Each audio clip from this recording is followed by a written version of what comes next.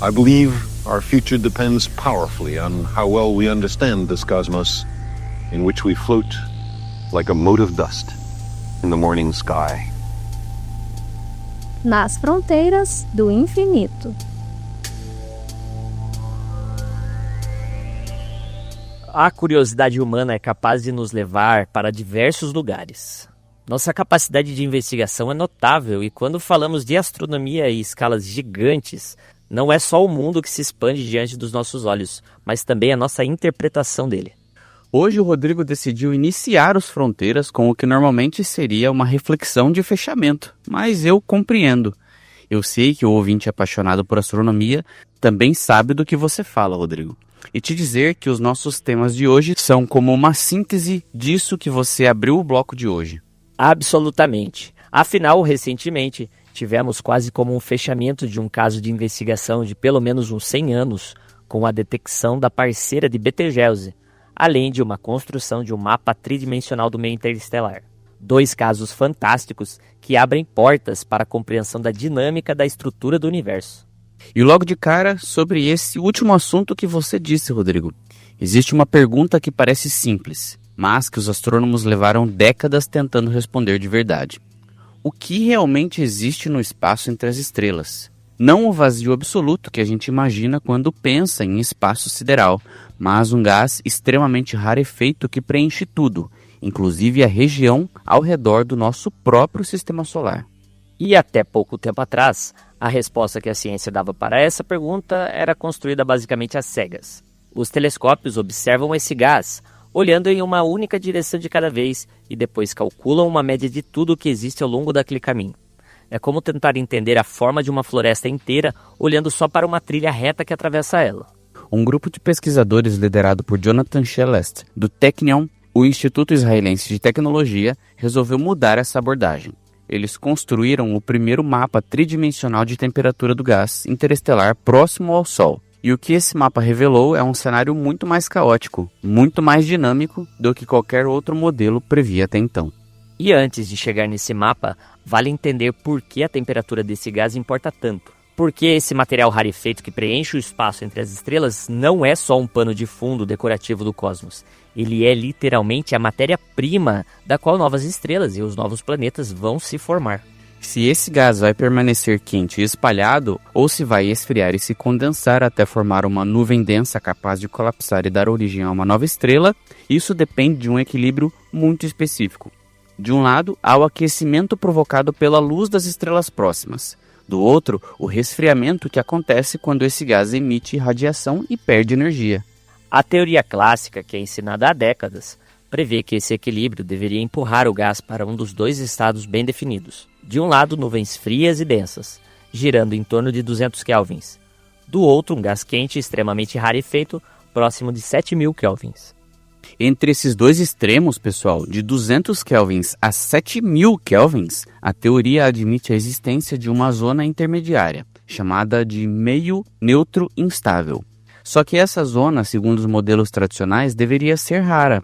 Deveria existir por muito pouco tempo, já que fisicamente ela é instável, tende a evoluir rapidamente para um dos 2 estados instáveis. E é aqui que mora o primeiro grande desafio desse desencontro entre a teoria e a observação. Porque há muito tempo, estudos em rádio já vinham mostrando algo muito estranho. Esse gás intermediário, esse estado que deveria ser raro e passageiro, aparecia com muito mais frequência do que a teoria permitia. Os próprios pesquisadores descrevem esse comportamento de um jeito bem direto no artigo. Eles apontam para um meio interestelar continuamente agitado pela turbulência, numa escala de tempo comparável ao próprio tempo de relaxamento térmico do gás.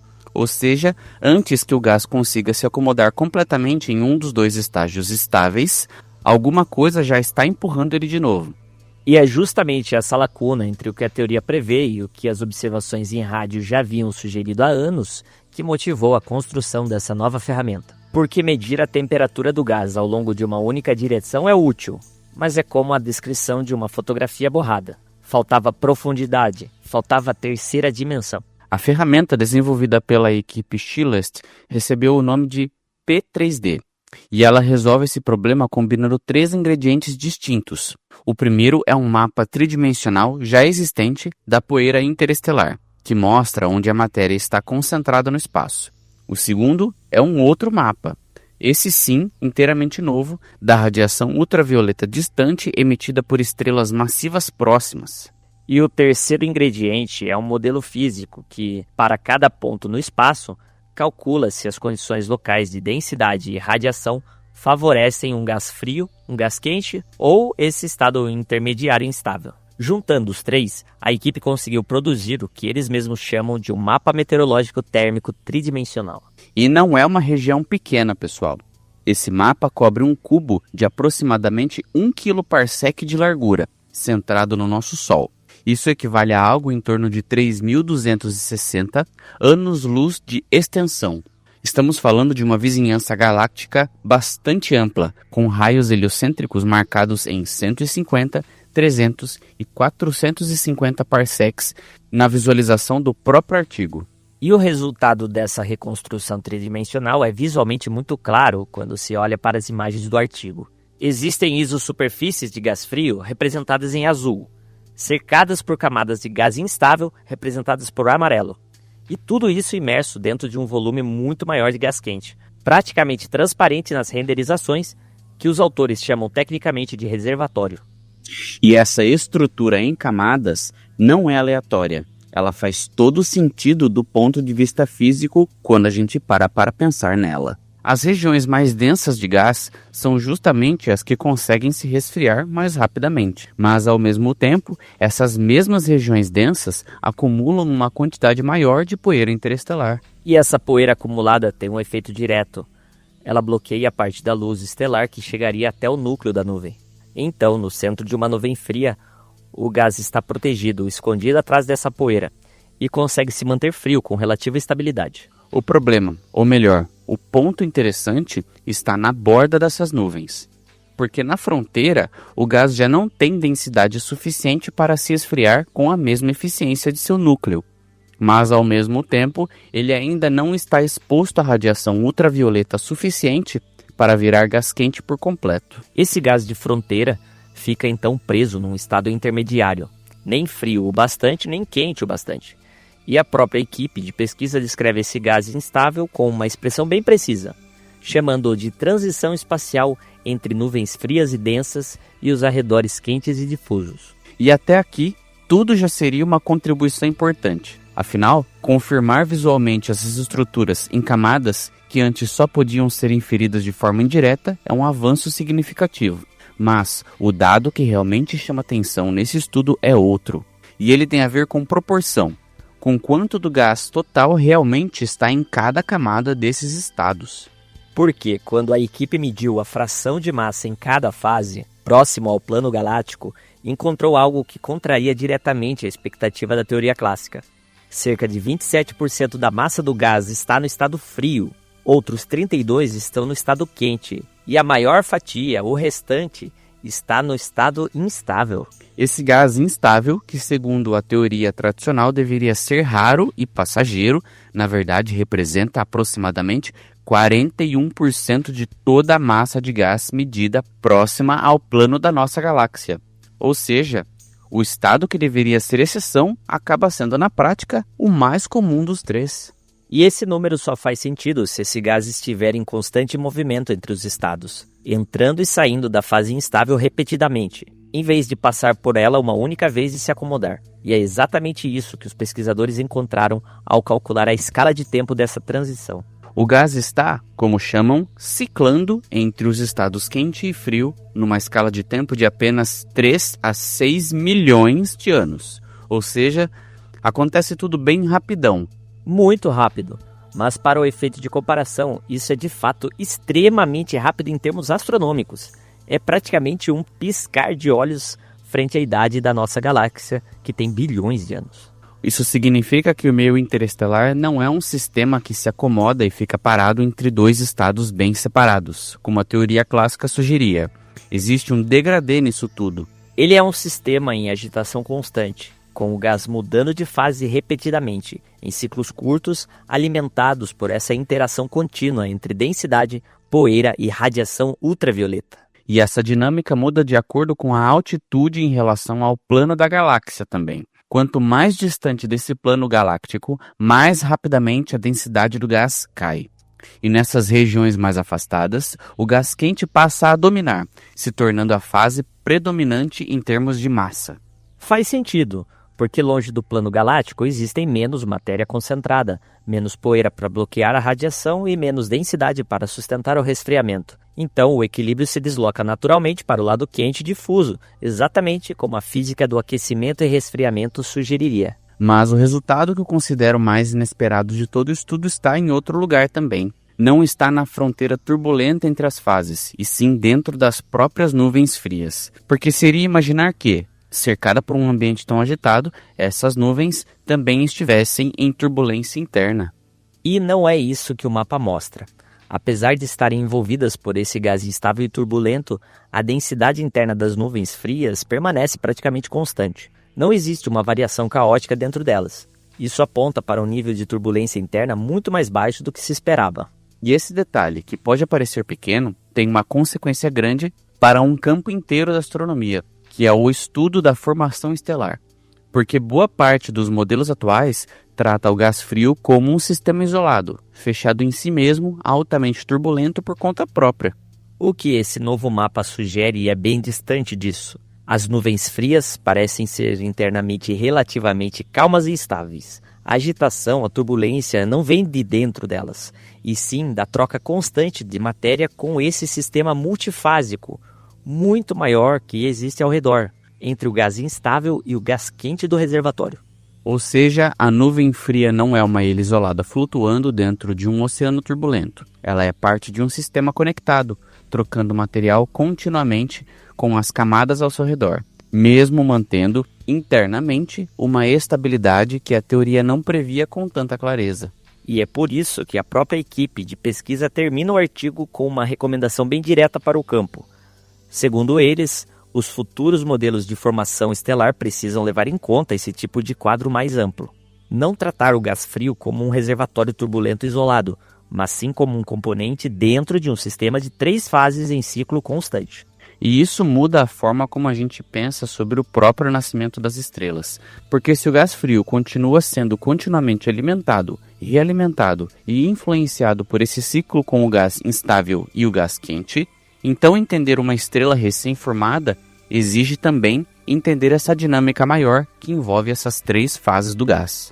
É um resultado que reposiciona completamente a forma como imaginamos essa vizinhança do sistema solar, não como um espaço vazio, salpicado ocasionalmente por nuvens de gás, mas como um sistema termicamente vivo, em constante troca, em constante ciclo e que só agora, com esse mapa tridimensional, começou a ser visualizado de verdade. E esse tipo de trabalho mostra bem o valor de sair da observação em uma única direção e partir para uma reconstrução espacial completa, porque muita coisa que ficava escondida numa média ao longo de uma direção de observação agora aparece com clareza quando se olha para a estrutura tridimensional inteira.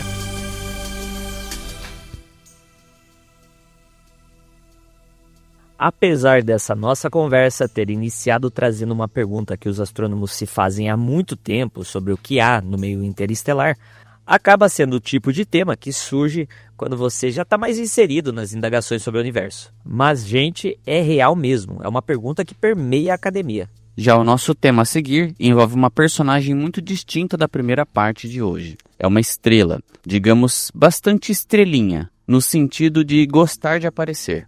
E não é por menos. Afinal, existe uma estrela que a humanidade observa e registra escurecimentos estranhos há mais de 1000 anos.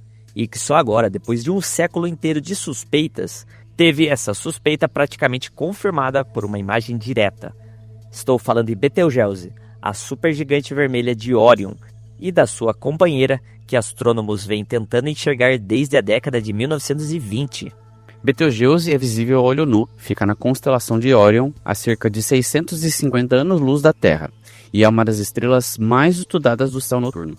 Faz aproximadamente 100 anos que os astrônomos propuseram pela primeira vez que outra estrela poderia estar orbitando ela, numa tentativa de explicar justamente esse escurecimento irregular que os registros históricos documentam há mais de 1000 anos. Outros grupos de pesquisa já tinham reunido evidências indiretas dessa companheira antes. Mas o que aconteceu agora é bem diferente. É a observação direta mais nítida já obtida dessa estrela, batizada de Betelgeuse B, enquanto a supergigante vermelha principal do sistema passa a ser chamada de Betelgeuse A. A equipe responsável por essa imagem foi liderada por Miguel Montargis, do Observatório de Paris, e o resultado foi publicado em 28 de julho na revista Astronomy and Astrophysics. E pela forma como o próprio Montargis descreveu o momento em que viu as imagens processadas pela primeira vez, dá para sentir o peso científico dessa conquista. Ele disse que pulou da cadeira quando viu o resultado. E o caminho até essa imagem começou com uma previsão bem específica. 2 artigos publicados em 2024 sugeriram que essa companheira estelar estaria em sua maior distância possível de Betelgeuse A justamente em dezembro daquele ano. Foi essa janela de oportunidade que a equipe de Montargis decidiu explorar. E havia uma dúvida real sobre se essa observação seria sequer possível. O próprio Montargis admitiu que, honestamente, achava que a equipe não teria sensibilidade suficiente para detectar Betelgeuse B, do jeito que ela havia sido prevista originalmente. O que mudou o resultado foi justamente uma correção na expectativa sobre a própria estrela companheira. Porque durante muito tempo acreditou-se que Betelgeuse B tivesse uma massa muito parecida com a do Sol. As novas observações mostraram outra coisa. Essa estrela companheira é, na verdade, entre 2 a 3 vezes mais massiva que o Sol. E justamente por ser mais massiva e mais brilhante do que se esperava, ela acabou ficando visível para o instrumento usado na observação. Esse instrumento chama-se SPHERE, S-P-H-E-R-E, instalado no Very Large Telescope, o VLT, operado no deserto do Atacama, ao norte do Chile. O SPHERE conta com um cronógrafo, um dispositivo capaz de bloquear a luz da estrela principal de um sistema, permitindo enxergar objetos muito mais tênues próximos a ela. Combinado com a óptica avançada do instrumento, esse coronógrafo permite medir o comprimento de onda e a polarização vinda diretamente da estrela principal, e também da luz refletida por objetos próximos como planetas ou, nesse caso, uma estrela companheira bem mais fraca. E o mais interessante é que essa tecnologia toda foi originalmente desenvolvida para um propósito bem diferente, para encontrar exoplanetas. O astrônomo Anthony Boccaletti, também do Observatório de Paris e integrante da equipe, destacou justamente esse ponto, o quanto essas técnicas de pós-processamento, pensadas para detectar planetas, se mostraram igualmente eficazes para detectar uma estrela companheira ao redor de uma supergigante evoluída, como é o caso de Betelgeuse. Vale lembrar que essa não é a primeira vez que esse assunto aparece por aqui. No ano de 2025, o blog do Centauri e aqui no CentauriCast, em julho do ano passado, já havíamos trazido uma adaptação sobre indícios anteriores dessa companheira, sinalizando que essa confirmação mais forte era questão de tempo. E agora esse tempo chegou, embora ainda não seja o ponto final da história. Porque mesmo com essa imagem sendo a mais nítida já obtida, a equipe ainda precisa confirmar de forma definitiva que o que foi observado é, de fato, uma estrela companheira em órbita. Segundo Montargis, para ter certeza absoluta, será necessário observar Betelgeuse B novamente daqui a 1 ano, quando ela estiver do outro lado da estrela principal. Ainda assim, ele próprio reconhece que resta muito pouco espaço para dúvidas. A questão que passa a ser central agora não é mais se essa companheira existe, mas sim que efeito ela pode ter sobre o futuro de Betelgeuse A, uma estrela que já está se aproximando do seu fim da evolução. E esse detalhe importa bastante, porque Betelgeuse ganhou notoriedade mundial há alguns anos quando um escurecimento súbito e intenso levou a especulações sobre uma possível morte explosiva iminente, uma supernova. Entender a dinâmica dessa companheira pode ajudar a explicar não só escurecimentos passados, mas também o comportamento futuro dessa supergigante vermelha. Montargis resumiu bem o significado desse achado quando comentou que ainda é possível descobrir uma companheira próxima, mais massiva e mais brilhante do que o Sol, orbitando uma das estrelas mais estudadas do céu. Segundo ele, esses são alguns dos melhores momentos da ciência, ver algo novo, inesperado, mesmo depois de um século inteiro de observações sobre o mesmo objeto. A pesquisa completa está publicada na Astronomy and Astrophysics com data de 28 de julho. E representa o capítulo mais recente de uma busca que atravessou gerações de astrônomos, todos tentando confirmar a mesma suspeita, que Betelgeuse nunca esteve realmente sozinha. Se você está atento ao que estamos falando, ouvinte, é impossível que sua reação seja algo diferente de estar boquiaberto. Notem, primeiro falamos da observação do comportamento térmico de um gás super tênue que permeia o espaço entre as galáxias, e agora nós estamos falando de um resultado que detecta uma estrela companheira que está a 650 luz de distância de nós. E nós registramos que sua massa é o dobro da do Sol. Cara, não só o ouvinte está boquiaberto, mas eu estou. O pessoal da Rádio UFSCar também está. Os membros do Centauri também estão. A turma do Clube de Astronomia Parsec está, eu tenho certeza, e o pessoal do Observatório da UFSCar de Sorocaba também está. Todos estamos.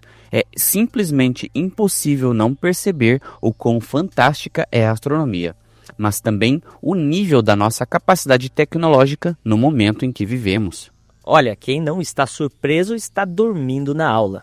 Eu lembro muito bem, Marco, que quando eu estava estudando sobre estrelas variáveis, eu acompanhei esse escurecimento da Betelgeuse. Então, particularmente para mim, isso é fantástico. E quando pensamos na icônica frase de Isaac Newton sobre poder ver longe, pense isso levado a todo o acúmulo de conhecimento e desenvolvimento desde ele até nós.